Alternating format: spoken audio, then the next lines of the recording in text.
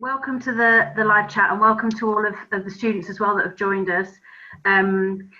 Quick introductions. I'm Kate. I'm the careers manager at the college. I've got my colleagues Becky and Jeevan who are behind the scenes today, supporting with the questions. And we're really pleased to also have Henry Smith here, who's just finishing his first year at Oxford, and he's doing the PPE course, which he'll talk to you a bit more about later on, I'm sure.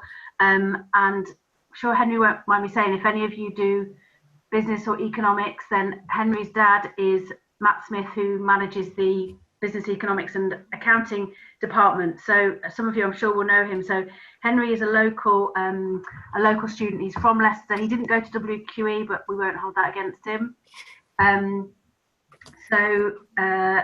That's sort of just a bit of background to Henry, and I'm going to ask him in a second to just give us a bit of an overview of who he is and how he kind of got to where he is. And then we'll hand over to you guys to ask any questions you have. Now, the way you do that is by using the Q&A button on your screen. So if you have any questions to ask at any point, submit them through that button, and we'll address them throughout the next hour or so. And please don't think your question is too small or is a silly question, because we can guarantee it won't be.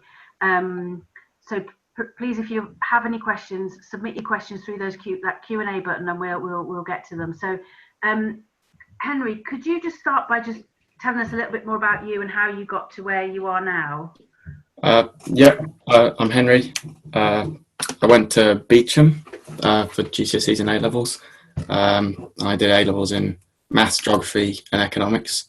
And then I applied. I wanted to do politics and economics at university, and so I was looking around all the courses, and I was considering Oxford or Cambridge, and Oxford was the only one who had something close to politics and economics, but it had philosophy as well, and so I thought, well, I'll give that a go. I didn't really think I was going to get in, but I thought I'll try and then we'll see. So I'm doing philosophy, politics and economics at Magdalen College at Oxford, because there's a college system, which maybe some people have questions about. I won't talk about it now. And then I did the test. I got an interview. 2 of the interviews went well, one of them not so well, but it turned out I got an offer in the end. And then I started in October, and I've just finished my first year, had my final exam yesterday. And I'm happy to answer any questions. Obviously, most of my knowledge is about PPE, philosophy, politics and economics, and more the humanities and social sciences in general, and Oxford, obviously, as opposed to Cambridge, if any of you have questions about that. But a lot of what I'll say I can relate to science subjects and a bit Cambridge as well, if you're interested in that as well. So again, I hope to answer any questions. I hope it's useful. That's great, thanks, Henry. And you were saying that you applied to some other sort of informational unis, didn't you? So where else did you apply? Yeah, I applied to Leeds, Edinburgh, LSE, and King's College London, and all 4 of them, I applied for just politics and economics. But then at Oxford, I applied for philosophy, politics, and economics. Okay. And so yeah. Actually, that's a good point as well. Henry can talk, as he says, about Oxford and Cambridge, but also generally about the UCAS process, because he's obviously been through it fairly recently. So we have a question. Brilliant. So so did you have to do an admissions test for your course, first of all? Yes, I had to do the TSA, which is a thinking skills assessment. And shall I talk a bit about that now? Yeah, that'd be great, actually. The thinking skills assessment is not for all subjects. It's for PPE, economics and management, history and economics, maybe some other ones. It has it all on the website. And basically, and other courses have different tests. And some courses don't actually have a test, and they're required to send in some work, I think maybe for like theology and maybe some languages, you have to send in like some essays you've done that have been marked, or not necessarily marked, to get an idea of your work. But the TSA, I can tell you. Oh, I think you have to do it for philosophy and psychology as well. And basically, it's 50 multiple choice questions and then an essay at the end. And the thing is with the tests, I'm not sure about other ones, but some people like to do a lot of practice, like do all the past papers and then just, to get ready. But I think they advise not to do that. And I did maybe 2 or 3 to get an idea of the paper, but it helps if you don't overthink it too much. It's not necessarily one of these exams where you can just revise loads and then suddenly you'll get 100%. It's more about how you think and about how you approach the questions. And at least for me, how it worked, I found it was useful with the multiple choice questions, and it's probably similar with they have multiple choice questions in other exams. Often the issue was that 2 or 3 of the options out of 5 or 4 seemed like they could be the answer, and so it's hard to choose between them. So what I did, I'd cover up all the options, read the question, then think, what's the answer? And then find it in the list. And I found that helped me more, which might help you as well. I don't know. Because otherwise, if you just read it, then read the options, and then try and figure out which of the options it is, it's better to just have confidence in your ability to know the answer. And then it worked out all right in the end. So maybe that would help. And that's probably applicable to other tests as well. Yeah, that's great. And actually, the student was asking for a couple of tips, so that's helpful. I know that student's also asked about interviews. I'm going to come back to interviews, if that's okay. Yep. That student.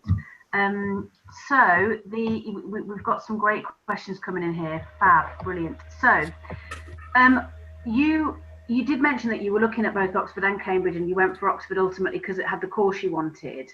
Mm-hmm. So a student's asking for your thoughts about the admissions process at the 2 universities, comparing them, and would you say there's any major differences? That's a good question. Like you said, deciding between them, I didn't think about the admissions process because I was looking more at the course. But if you want to do something like, I don't know, law, where they do it at both universities, then obviously that's more important, the admission process. The difference is, the one main difference I know of, or maybe it's kind of 2 differences, is to do with getting the interview. Cambridge interview far more applicants than Oxford do. I think about 60%, whereas Oxford only interview about 30% of applicants. But they have about the same admissions percentage. So if you get an interview at Oxford, then there's like a 1 in 3 chance that you'll get an offer. But if you get an interview at Cambridge, it's a much smaller chance still. So basically, Cambridge interview more, Oxford interview less, but the admission rate is about the same. And the other key difference about the interview is Cambridge generally, often they'll do all your interviews in one day, which means you just go down in the morning, get the train or the bus, whatever, do the 2 interviews, then come home. And you don't really, maybe you have lunch and talk to some other applicants or whatever, but mostly it's just down, do the interview, leave. But Oxford, I was there for 4 days.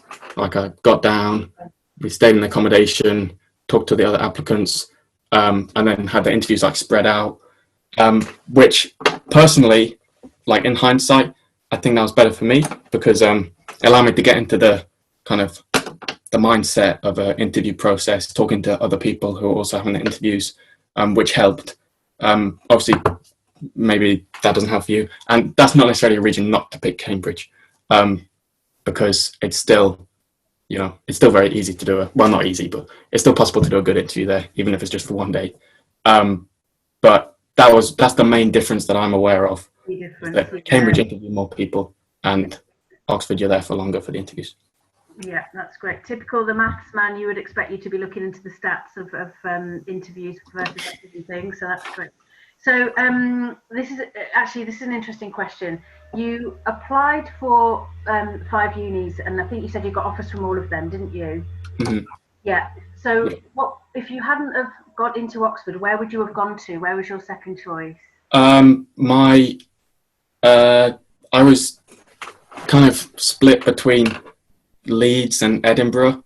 In the end, I put Edinburgh as my second option, but if I hadn't got accepted into Oxford, then I probably would have gone to Leeds because my offer was the same for all the offers I got. Wow. So it wasn't really worth putting a second option, so I just put a random one really. But if I hadn't got an offer at all, then I probably would have put Leeds first, because I liked the course there, and the campus and everything. But the yeah, that's the main. Yeah, that was the main thing. But, yeah. Okay, bro. Right. So let's have a look at some of these questions. These are great, but these are great questions. So, right, let's do this one. Let's tackle a myth. So, students saying there's a myth about Oxford that means you work all the time. Is that true? I wouldn't say it's false, but it depends how organised you are.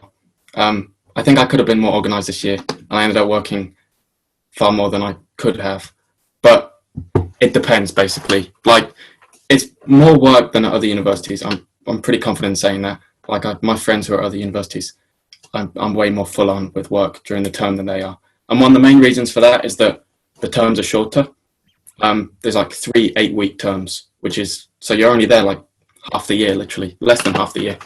And so it's all crammed in. And for me, at least, it's been like 2 pieces of work a week, like 2 essays or an essay and a worksheet, problem sheet, and each one takes about 2 or 3 days. So in theory, you can do all your work in like 5 days, have the weekend off. In reality, that doesn't really happen. But yeah, I'd be lying to you if I said it's not a lot of work. But there is time for extracurricular stuff as well. You just got to organise your time quite well. No, yeah, absolutely. Be honest, definitely. We want that. That's great. A question about your course then specifically. So with the PPE, is that kind of similar to 3A levels? Would you say, because you're looking at 3 different subject areas? I would say it's similar in some ways. With PPE, you have you have the option to drop one of the subjects after the first year. So I've dropped philosophy at the end of this year, and most people drop one of them. So I suppose in your second and third year, it's less like 3A levels. But I think the main difference would be that, yes, it's like 3 separate things where you do the course and you have the exam for that one. They don't necessarily merge together. But with PPE, at least, they do interlink quite closely. You know, we do things in politics and then it links to things we've done in philosophy. And when we do things in economics, it links to something we've done in politics. So they all kind of draw together in your head, even if technically they're 3 separate things. So if you did A levels in politics, philosophy, and economics, it might be similar. But I don't think many people do that. So it's more that the subjects fit together very well, whereas perhaps A levels you choose don't necessarily slot together as well. But it is kind of like that, I suppose. They're distinct. Yeah, no, that's great. That makes sense. Absolutely. So we're going to go back to interviews a bit later on. So, okay. You guys are on it today. That's brilliant. What do you think why do you think you were successful? So you obviously did really well at getting offers from all 5 of your unis. Particularly with Oxford, do you have a feeling as to what it was that really made you stand out? Not really. I think no, not necessarily the individual thing. Because I think maybe it's a mistake to think that like there's one thing where they think, wow, we need that guy. I mean, it's not necessarily like that. I think it's more. I think basically they want. I think throughout the process, I showed a lot of passion for the subject, particularly politics. I showed I was interested, that I read about it, that I really wanted to learn more. And that probably came through my personal statement and in the essay I wrote in the TSA and in the interview. And then they thought, okay, yeah, he's shown passion for the subject overall throughout the process. I don't think, I mean, I'm just stipulating it, but I don't think from my experience, it would be like, oh, you know, the personal statement.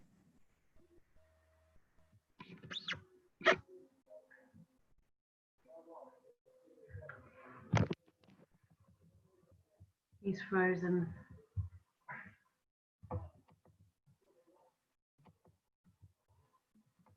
Me get an offer, but yeah. Okay. For me, you just froze slightly there for that last bit. Could you just go? You might not have been the same for everyone else, but could you just go over just the last couple of points that you made there? Yeah. So basically, it's not necessarily one thing that will make you get in. Maybe it does work for some people, but I think it can be a lot of pressure to put yourself and say, oh, I need to perform really well in this one thing to get me. If you just show passion for the subject that you're applying for, and like a willingness and ability to respond to learning and in the way that they teach it at Oxford, then that's a route to success and getting an offer. That's what I'd say. Just throw that throughout your application, personal statement, interview, the exam, everything, and then that's, that will help. Yeah, then look at the whole application, I suppose. Yeah. Don't they? Yeah. How did you choose your college, or did you get assigned to it? That's a good question. I have some advice about choosing a college that I've thought about, but I didn't listen to any of this advice when I chose. Basically, I just went to the open day, and then I was just walking around the colleges, and Magdalen seemed nice. It had nice buildings, and so I thought, oh, this would be a nice place to live and work, and so I applied there. I wouldn't necessarily advise that as the best way to choose a college, because it's nice. I like it there, but there are better reasons for choosing college. First thing I'd say, there's actually something important, is before you choose a college, check which colleges offer your course, because not all colleges offer every course. So don't get your heart set on a college and then realize they don't do your course. That would be a mistake. And then, but at the same time, don't necessarily, like you said being assigned a college. You could apply to one college and get an offer from another. You could apply to one college, get interviewed at another, then get an offer from another one.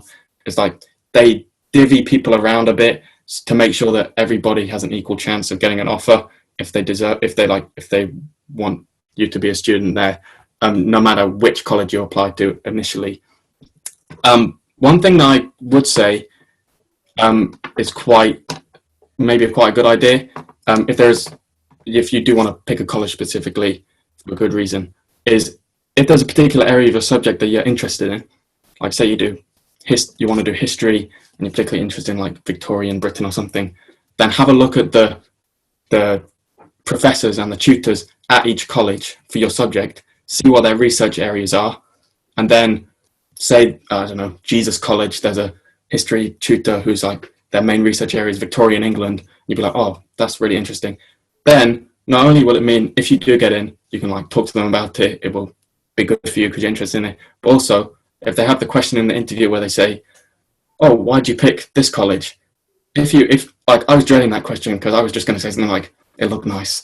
But if you pick the college because of that reason, and you say, oh, I looked at the research areas of the tutors here, and I'm particularly interested in this thing that you're researching about Victorian England, and they'll be really impressed by that. So that could, if you're stuck for deciding which college, then that's a good way to choose, I think. So yeah. And also pick one that maybe looks nice. Excellent, that's excellent advice, thank you. There's another question actually about colleges. A student's asking how you approach the stereotypes about the colleges when choosing your preference. I'm not sure whether you heard any stereotypes or whether you listened to kind of other stuff when you were choosing. It doesn't sound too much like you did. No, I didn't, but I didn't really, to be honest, I didn't really know that much when I was applying. I didn't really understand the differences between the colleges other than the buildings.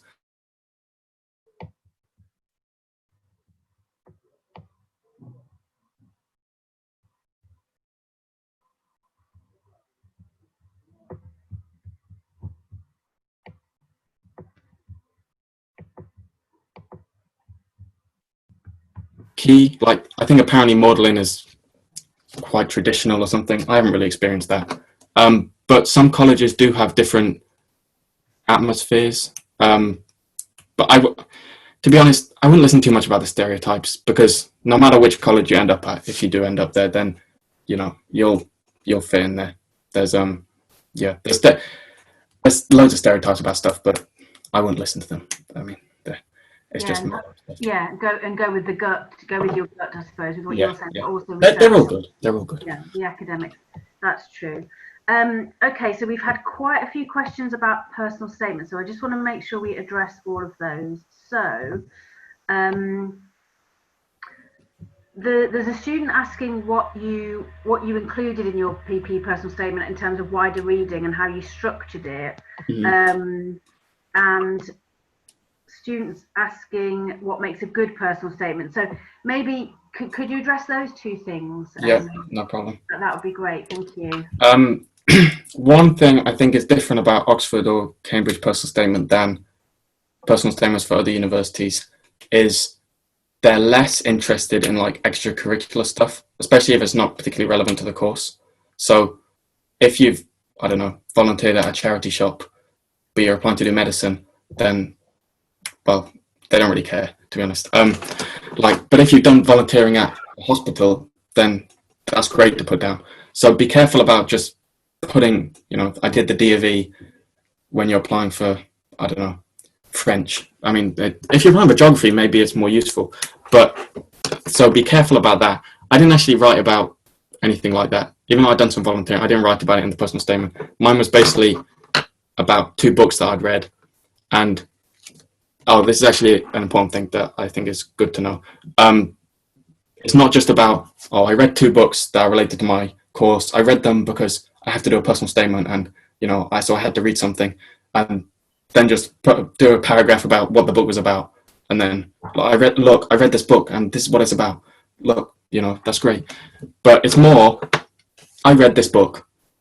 It made me think in a different way because of the new information that it gave me. It made me approach my view of the world differently, or it really challenged my previous thoughts about this. Or, I really disagreed with what this book said because my experience has been completely different. To be more critical and talk about how the reading that you've done has influenced you and your mind and your thinking, that's what they like to hear. So for mine, one of them, I read a book called Post-Capitalism by Paul Mason, which was quite a good book. I linked that into talking about the great financial crash and how it changed the way that I viewed the economic system, stuff like this. And I read another one about democracy, How Democracy Ends by David Runciman. I linked that into the EU referendum and thinking about what's democracy mean and this kind of thing and how it influenced my thoughts. And so I think that's quite a good way to approach it, instead of just I read an article in The Economist and I found it interesting. This is what it was about, and then move on. I also read this. It's good that you read stuff, but it's better to, if you read it, think about how it made you change your views, change your thinking, and stuff like that. And then also, with regard, and the key thing for that is don't just now go and find the books that I just mentioned and read them, because you might not be interested in that kind of thing. And obviously, if you're not doing PPE, then it wouldn't be relevant. But choose books that you're interested in and that you're passionate about the subject. And then in the interview, if they ask you about the book you read, and you're like, oh yeah, I read this book, and you've been passionate about it in the personal statement, but then you don't necessarily come across interested in it, then they'll think a bit, maybe he's not as passionate as he thinks he is. Instead, pick something you're passionate about, write about it. Then in an interview, if they ask you about it, you can say, oh yeah, it really changed my thought about this. But I've said this quite a lot, but passion is one of the core things, I think, in my personal opinion. If you show passion for the subject, the tutors quite like that. And another thing I did for the personal statement is, I'll just say this one more thing, is this is just the way I did it. You don't have to do it this way. But I started off with some questions, rhetorical questions about the economy and the political system and things. And then I kind of, at the end, I was like, I really want to come to Oxford so I can delve into these questions deeper and try and understand how we can find solutions to these problems or stuff like this. So it's good to frame it as not only why they should take you as a student in that you read stuff and you think about it and you learn from it, but also why you want to go to Oxford so they actually think it's worthwhile for you to go. That's what I'd say. That's fantastic. Thank you. And it obviously worked. Got you an interview and got you in, so that's great. And actually, I think what you're saying is, and you've said this yourself a couple of times, it's relevant to other subjects, isn't it? So this advice is kind of broad across all subjects. So you mentioned the couple of books that you read that you talked about in your statement. Did you do any other super curricular stuff for PPE.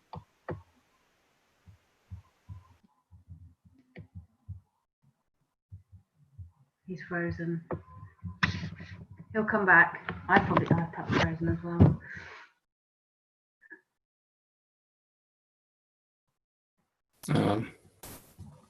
Can you hear me? Yeah, I couldn't for the last about 30 seconds, but yeah, I can now. Yeah, it froze. Sorry. It was that. Have I done any super curricular things for the person? Yes. What additional things did you do? Yeah. One thing I think I wrote about was there was an essay competition, the Royal Economic Society essay competition, which I entered, and so I wrote a bit about what I argued in that essay, and they're quite good to do because it's like it's something, it shows you've gone above and beyond just your A level, and also it's like not necessarily just reading, it's something you've actually done. So there are essay competitions for other subjects, and I think even for science subjects, they've got some essay competition things. And it's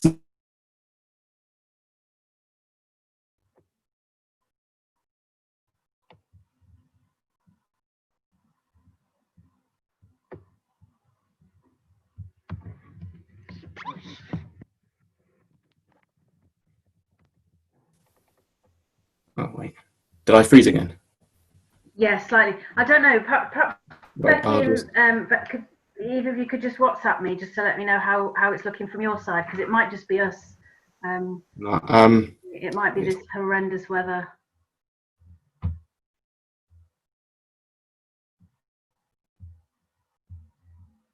Yeah, there we go. You're back on now. So yeah, so you were saying about the essay competition. Okay, yeah, you're freezing a little bit, and there we go. That's fine. Okay, yeah. Hopefully it'll pick up. So yeah, the essay competition you were saying about, yeah. Yeah, that's so that's quite a good thing to do. Yeah, I think that was the only super curricular thing I did. There is, I mean, obviously it's quite hard now to do volunteering or work experience and things before the application deadline with the current situation and everything. But so I'm sure they'll take that into account, the fact that it's more difficult than it was, last year when I did it. But yeah, I think even if you've done some work experience, let's say you've done work experience in a shop or something, in a charity shop, say, and you think, oh, that's not really relevant to studying economics, but you can relate it to it if you want. It made me, you can make it say, oh, it made me think about, inequality in society and these causes that the charity shop is supporting, and you can link it to your subject if you try hard enough. Yeah, I can't think of any other examples, but I'm sure you can think of something. But if you don't, obviously I'm not with the admissions team or anything, but if the work experience you've done or the extracurricular thing you've done, if you haven't necessarily done anything that's related to your course and you don't write about that, and you only wrote about like a couple of books you've read and do it well, then I think that could be enough. Definitely. Like I had some more stuff about extracurricular stuff I did, but I ended up cutting it out, and I only had a small bit about the essay competition. But without that, it probably would have been okay as well. The impression I got, at least, when I was applying, was that they don't necessarily mind as much about that, unless it's relevant, obviously. But yeah, especially in the current situation, I'm sure just doing reading might be enough. Yeah, I completely agree with that. Yeah, absolutely. So a couple of questions then. So how important would you say the predicted grades are? I think as long as the predicted grades are at the level of the entry requirements, then they're not that important. I mean, my predicted grades was just above the entry requirements, but when I went for the interview, at least, there was someone who actually had predicted grades below the entry requirements. I think they had AAB instead of AAA, and they got an interview. So it's not necessarily above and beyond. It's not necessarily vital that if you're slightly below, but then obviously you need to end up actually getting the entry requirements in the end. So be wary of that. But it's not necessarily like, oh, this person is predicted 3A stars for when the entry requirements are 3As, therefore they're great, because it's not necessarily like that. I mean, it's obviously better if your entry requirements are already at the entry requirement, or your predicted grades are at the entry requirement level. But it's not. I don't think there's much benefit to having them way over. I mean, it doesn't hurt, but I don't think they're not going to not give you an offer if your entry requirements are if your predicted grades are at the entry requirements. Yeah, so. Absolutely. Yeah, and if everything else is there, like the personal statement, the test, then yeah. So can we ask, Henry, did you get the grades that you were expected to, or did you get higher, or did you get? No, I got exactly what they predicted, so they did a pretty good job predicting, I suppose.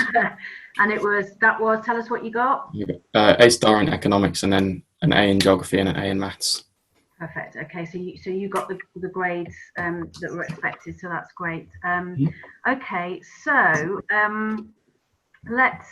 we're going to talk a bit about the interview, but let's just go back to something we were talking about a bit earlier on. So a student's got in touch to say she's doing the Nuffield project, which is like a long-term sort of summer project, but it isn't exactly based on the subject she wants to study. So how could she make that relevant in her personal statement? It's hard to say without knowing the exact subject. I mean,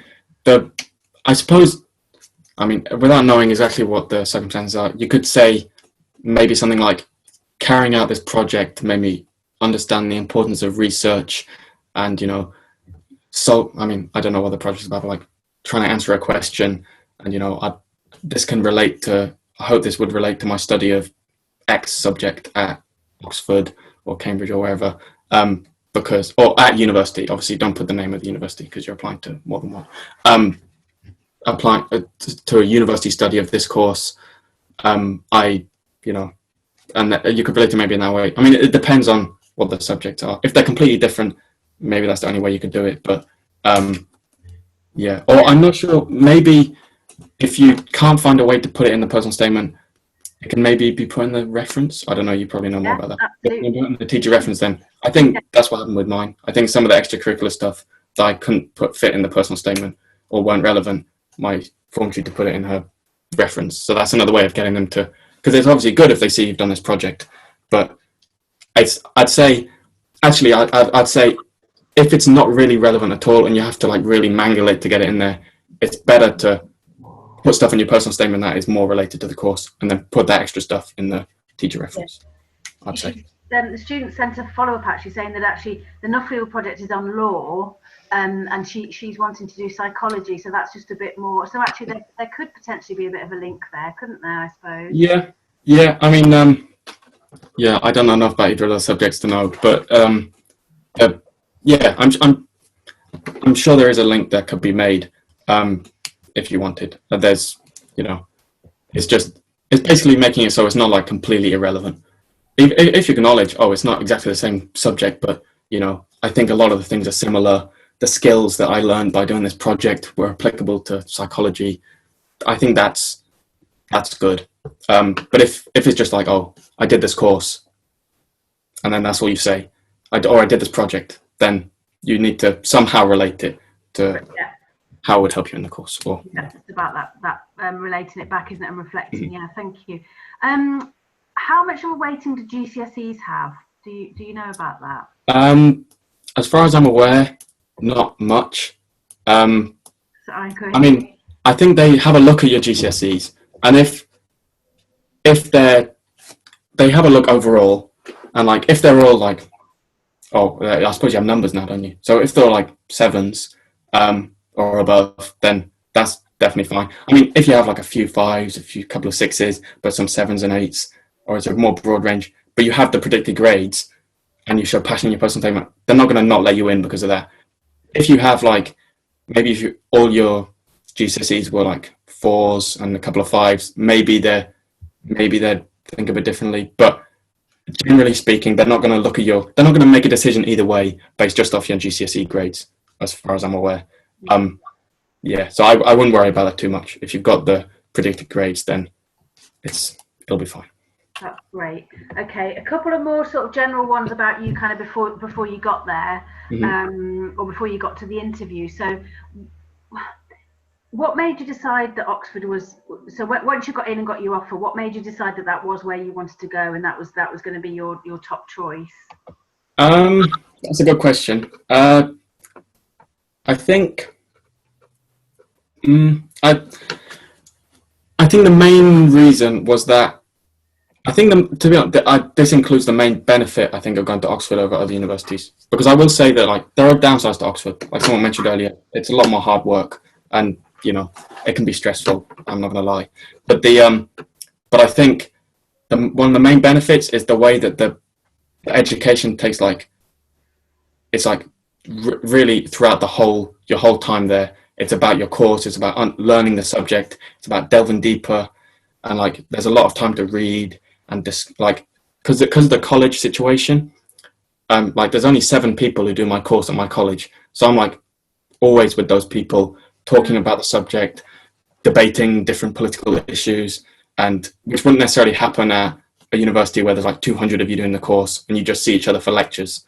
And so I think I really looked at the benefit of that, and also the tutorial system, which I haven't really mentioned, which many of you may not be aware of. So at other universities, generally you have lectures, and then maybe you have some seminars, which are like small groups with a lecturer or something. But at Oxford, most of the teaching is done like 2 students with 1 tutor, and we have them like twice a week, and so that's really good. Of like they're like an expert in their field. You talk to them, you debate. That you have to be on your toes the whole time. They ask you questions. You have to give an argument. You have to offer your opinion. You have to be critical. All this kind of stuff, which really it's like a kind of not like a pressure cooker, but it's like quite full on and really good for learning in that way. Which is the main difference, I think, or the main benefit. Like the quality of teaching, like in terms of lectures and stuff, is no better at Oxford than anywhere else. I can tell you that for sure. But I think that's the main benefit, and that's the main reason that I chose it, was because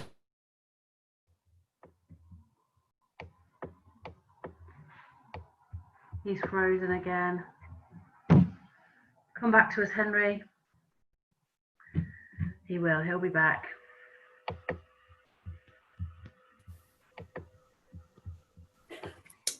Here he is. Brilliant. Great. We just missed I just missed the last last little bit of that. Yeah, my internet connection is unstable, it's saying. But basically what I said was the benefits of the tutorial system, I thought I preferred to the universities, but that's not to necessarily say that would be the same for everybody. You may not like the idea of that kind of situation, which is fine. I don't think it's a good idea to put Oxford on a pedestal as like this place where all other universities are rubbish compared to this. It's not. It's like has it frozen again? No. No. Oh, okay. Yeah. So that's the main reason I chose it, but that was more of a personal opinion. Because I think that's the main difference, if I'm honest.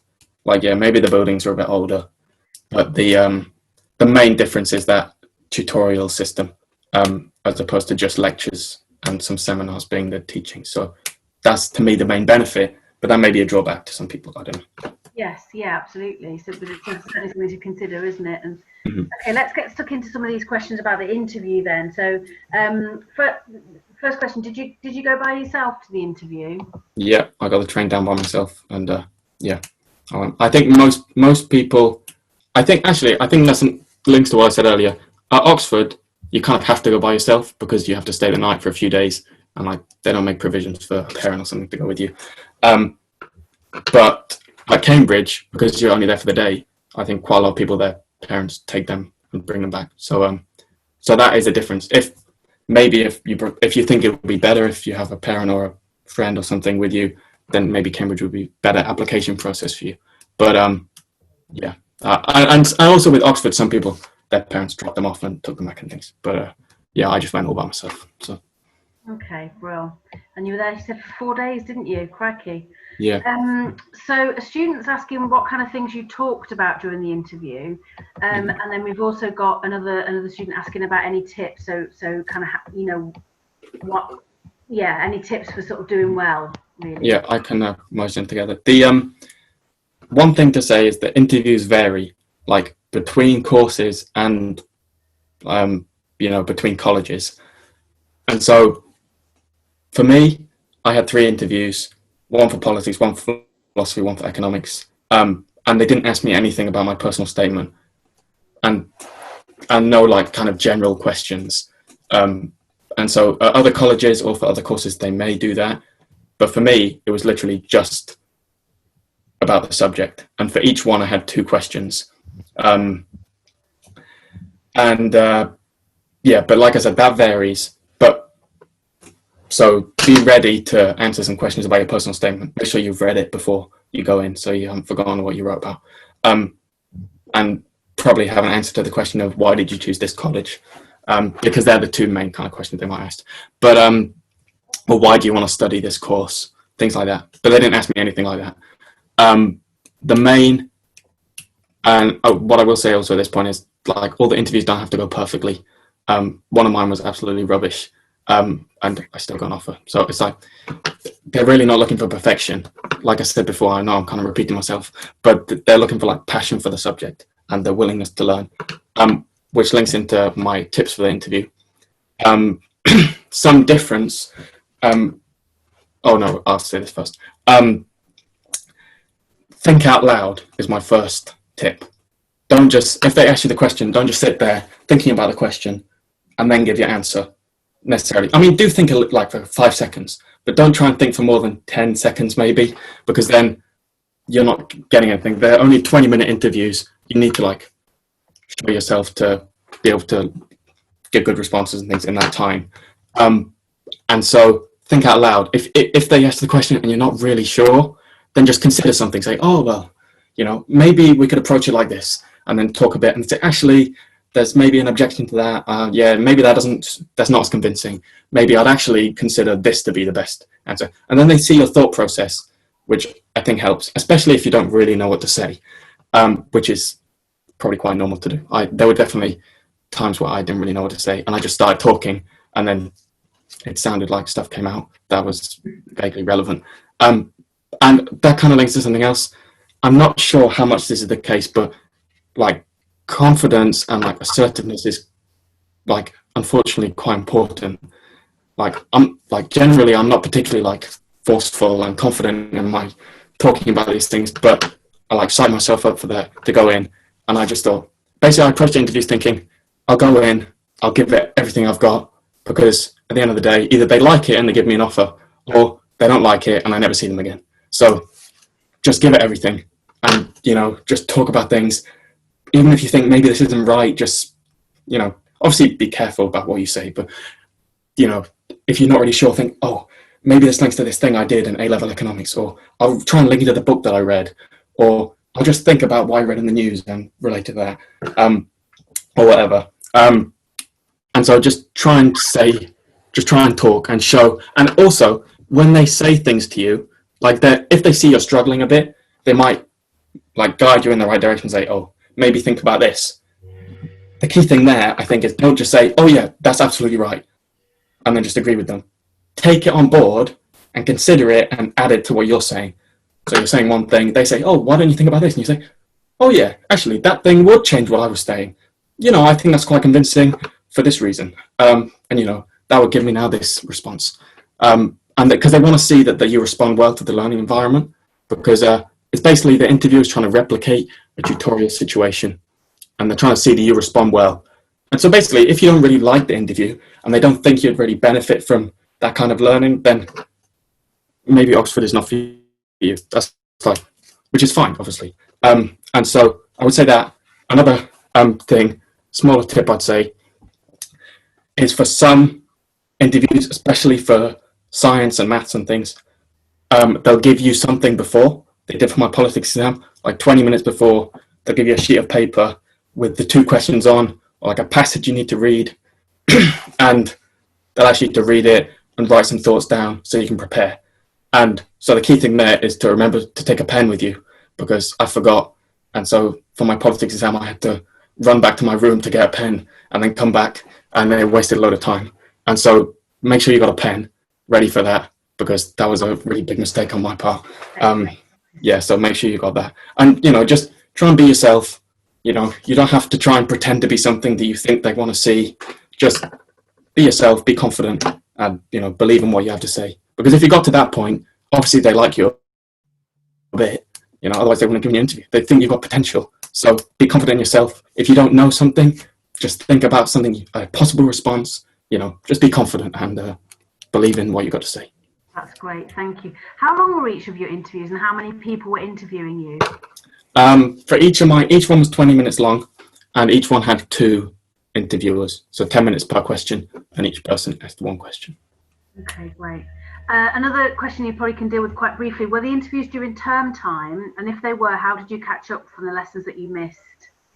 Yeah, the interviews were at the start of December, during the week. So I think I went down on a Sunday and came back on the Wednesday. So I missed 3 days of school. Yeah, I think I just got the work from the teacher and did it at the weekend. I think that's all I did. Yeah, I didn't miss that much. But. Yeah, but they are they do take place in term time, don't they? Yeah. Okay, so I'm trying to group these questions, but they're all fairly kind of different. So we'll just whiz through a few. So general one then, how have you found the course so far? So specifically, what are the teaching facilities, support, field trips like? Yeah, I've enjoyed the course so far. I'd recommend it. I think personally I haven't particularly enjoyed philosophy, but I didn't really think I would, which is why I've dropped it, and I didn't really want to apply to it in the first place. But it was useful, but it wasn't really my cup of tea. But that's okay. Politics I really enjoyed. Economics, some parts of the economics course I found they're quite traditional. Like some of you who, if you do economics, you probably do like the Keynesian LRAS curve or things, if you know what I'm talking about. But it's much more classical economics in some of it. So it's, maybe a slightly traditional, which I don't necessarily like as much. But, that the first year you don't get much choice. But in the second year, next year, I'll be doing things I'm much more interested in, even more than I was this year. So I've enjoyed the course. In terms of the teaching facilities, so far, my teaching has been kind of mixed, I suppose. The couple of my tutors have been really good and like really organised and everything. One of them is less so, but they're experts in their field. So as long as if you've got questions, they'll pretty much always be able to answer them. But in terms of lecturers, I mean, they're not particularly better than other universities. I don't think it's mixed, to be honest, like it would be anywhere. And then what was the final part? Field trips. Yeah, PP doesn't have any field trips, I don't think. I think geography does, and like languages, you have a year abroad, and I think law you can do with a year abroad. But yeah, Oxford's not very. You may see at a lot of universities you can do it like an industrial year, or a year in industry, or a year abroad. Oxford doesn't really have that kind of stuff. It's much more traditional, where you just have a 3-year course, and they don't really have that extra kind of stuff. But yeah, traditional, bit more academic, isn't it? I guess in that way. So, what would you say are the pros and cons of taking a joint course? Does that mean like 2 subjects? Or a combined, some kind of. Oh, okay. I'd say a pro is like you can keep it broad. Like I'm quite interested in lots of things, so it's quite good to not be as narrow focused. A con is, I suppose, you get less depth in each part.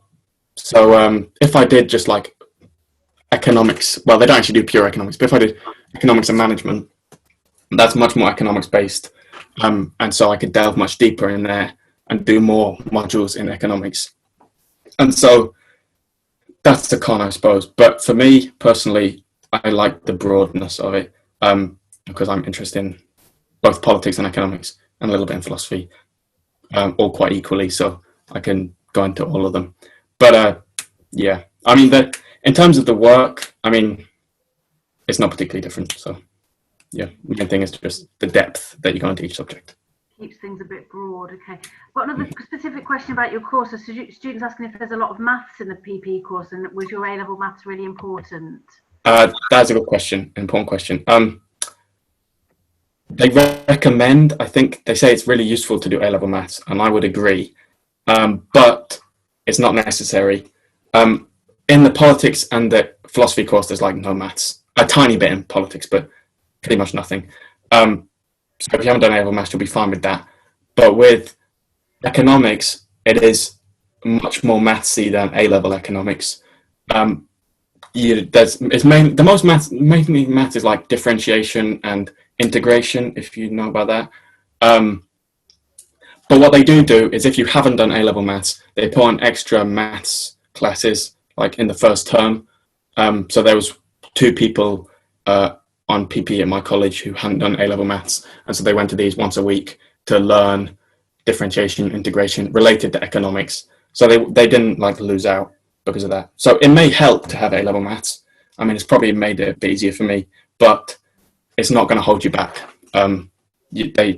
They're fully aware that many people haven't done A-level maths. Yeah. Okay. Brilliant. Right. So does your course offer any studying abroad opportunities? No, nothing. Okay, that's okay. I thought that'd be quite a quick one. Would you happen to know how many colleges Oxford has? I think it's in the 30s, but some of them are just graduate colleges, so you can only go for a master's or PhD.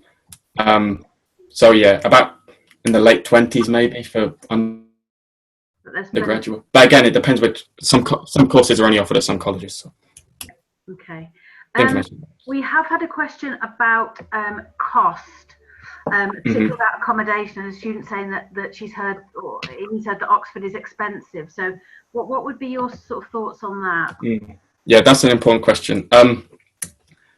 I wouldn't necessarily say that Oxford is more expensive than other universities, but I'd say it's different in the sense that it's cheaper than London, because London is, well, really expensive. In terms of, I suppose it's accommodation and cost of living.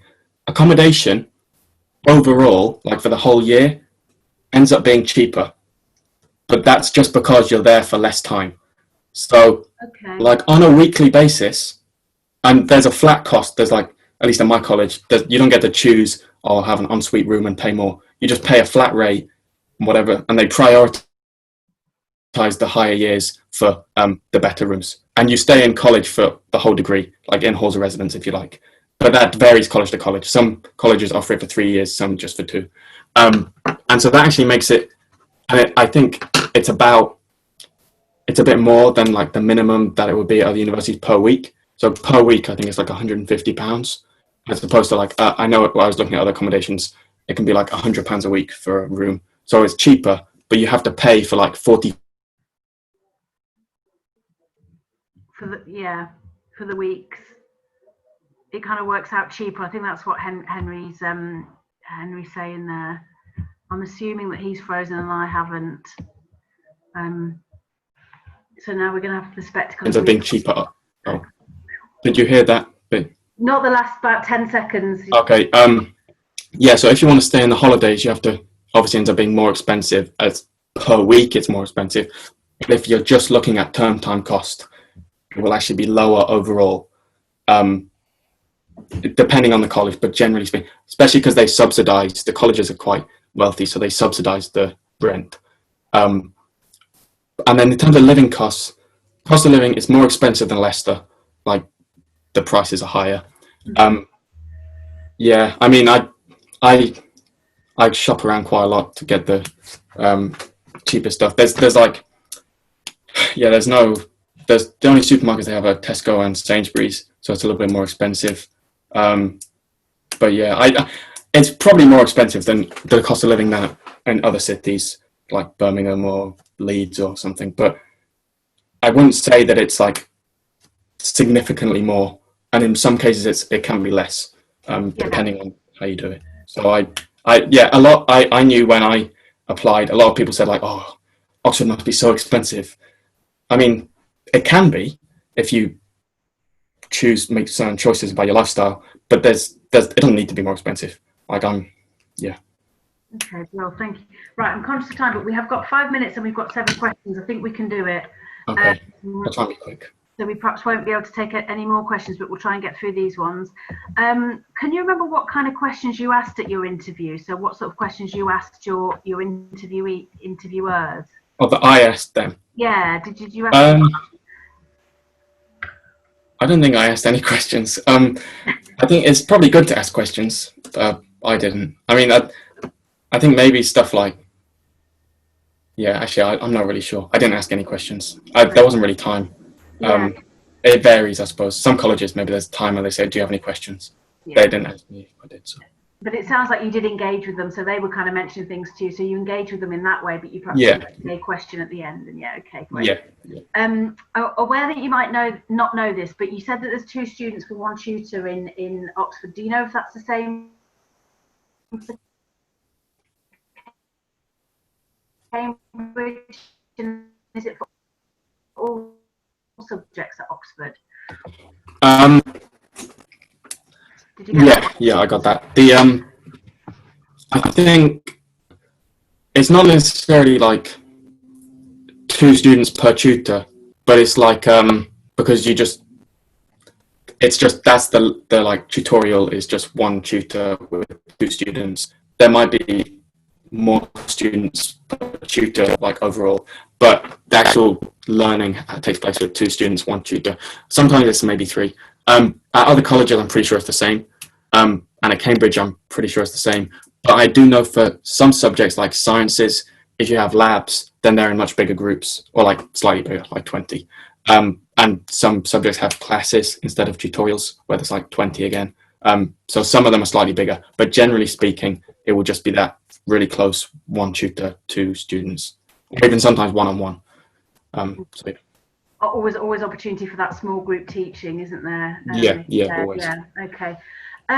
You might know this based on some of the experiences of your friends, perhaps, but what do you think the chances are of getting on your course if you miss out on the entry requirements? So on results day, you perhaps slightly miss out on the offer that you've been made. That's a good question. I do know that if you miss your offer, there are definitely people who miss the offer and then don't get in.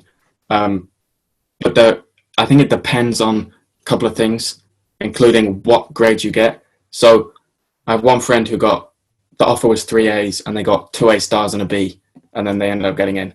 But if it was 3 A's and you get AAB, then I think it's probably less likely. Yeah, I'd say it's less likely.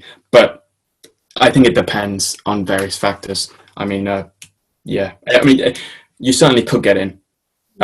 But or if you were like very close, maybe they take that into account. If you're AAB, but you're only like 2 marks off an A, maybe they take that into account. I don't know. Yeah. But yeah. Okay, bro. So students asked, and I think you've kind of answered this throughout, so about how you made your application stand out. So you talked about reflecting in your personal statement, you talked about showing that passion in your statement and in your interview. Was there anything else apart from that you'd like to add, or do you think were they the main things? They're the main things. One thing I would say in terms of standing out, linking a bit back to what I said earlier, is about like if you're choosing books to read, don't necessarily choose like, no, I'm talking a lot about economics, but if you choose like the undercover economist, like economics students, you'll know like that's quite a, like that's one of the most famous books for like economics students. So if you write about that, they're probably going to be less interested than if you read some book that students don't necessarily are normally advised to read. It's about some more niche subject or slightly more abstract, that you've clearly got this extra interest instead of just like the undercover economist or some other more mainstream book, or just like a general overview of like philosophy, and you read that, maybe pick on like a more specific part, makes you stand out a bit more. Yeah, that's great. A student's asking a question. Okay, so this one I think we can probably deal with quite quickly. So would you recommend mentioning your future career in your personal statement?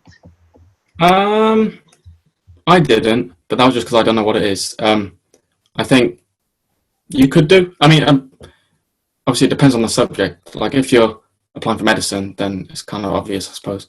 But you could do if you think it's relevant. I don't think whether you do or don't will be particularly detrimental to your application. But if you think it helps, then a deal breaker. No. One way or the other. Okay, great. If you've been in the UK for less years, the student's asking, how likely is it going to be to get an offer from Cambridge or Oxford? I don't think it changes, because there are quite a lot of international students. So, I don't think it would make any difference. Yeah. Okay. And final question, we just said that we have overrun slightly, but if you just don't mind, just really quickly, just a sort of general kind of feeling of what student life and accommodation is like in Oxford. Yeah, it's good. everyone's friendly. Well, not everyone, but like generally the atmosphere is very friendly and welcoming when you get there. And it's quite good. Like I said earlier, it's maybe a negative that it's very full on with the work, but it's actually quite good that everyone there is full on with work. So it's quite good camaraderie, I don't know how you say it, atmosphere. Like everyone's working hard. Most people are very nice. It's quite easy to make friends and stuff. So I mean, there's lots of different. There's such a vast student body that, you know, no matter what your interests are, I'm sure you'll be able to find something that you're particularly interested in, other like-minded people. So yeah, don't be put off by stereotypes of Oxford. There are many people who I'm sure will be very similar to you, who have similar interests, and you'll be able to enjoy yourself if you get in. Absolutely. Okay, that's brilliant. Thank you, Henry, for your time. Really appreciate you coming No problem. today. That's been brilliant to have you. Thanks for having me. And guys, if this has made you think and have any other questions you want to ask, please let us know. Please email careers. So huge thanks to Henry for taking part. Really appreciate it. Thanks to Becky and Jeevan behind the scenes, and also thanks to you guys for turning up and asking some brilliant questions. So thank you, and thanks Henry, and we'll be in touch. Okay, thank you. Bye. Bye.